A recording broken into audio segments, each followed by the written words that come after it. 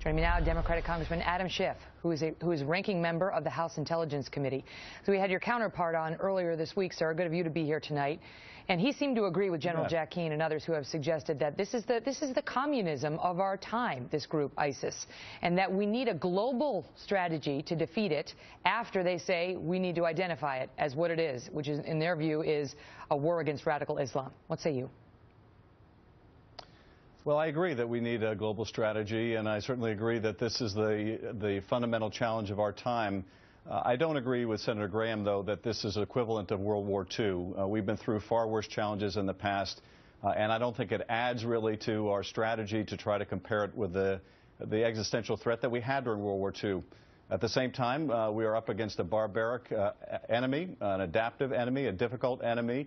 And this is a fight that we have to make in concert with others, and I'm hoping that this horrible death of the Jordanian pilot will galvanize the Arab world in a way that will enhance its willingness to take on this fight, both on the battlefield as well as the ideological fight. You know, we heard the FBI director this week say that he has cases open investigating an ISIS presence in every state in the Union except for Alaska.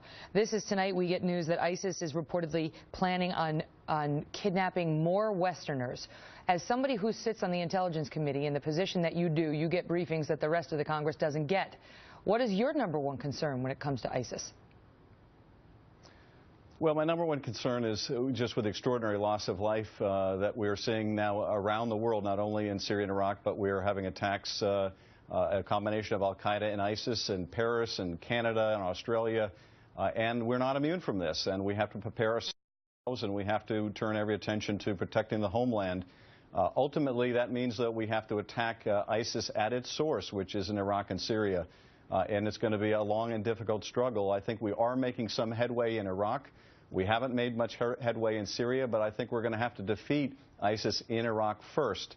And I think we have to be careful not to take full ownership of the civil war in Syria, as some are urging us to do, which would require us to go in with at least 100,000 to 200,000 troops to depose Bashar al-Assad and potentially occupy that country for a decade. So it is going to require a wholesome effort by this country, but I don't think we want to repeat the model that we used in Afghanistan. Do you believe ISIS in this claim that they have that this hostage, this American hostage, was killed by a Jordanian airstrike? I don't believe it for a minute, for the reasons that the Jordanian government has said as well, which is there's no way they could identify a Jordanian plane. It is all too convenient for them to claim that this poor woman was the only person killed, that there were no other ISIS people around. It's just far too convenient as a propaganda move. So I certainly hope and pray that she is alive. If she is not, there's only one party responsible, and that's ISIS.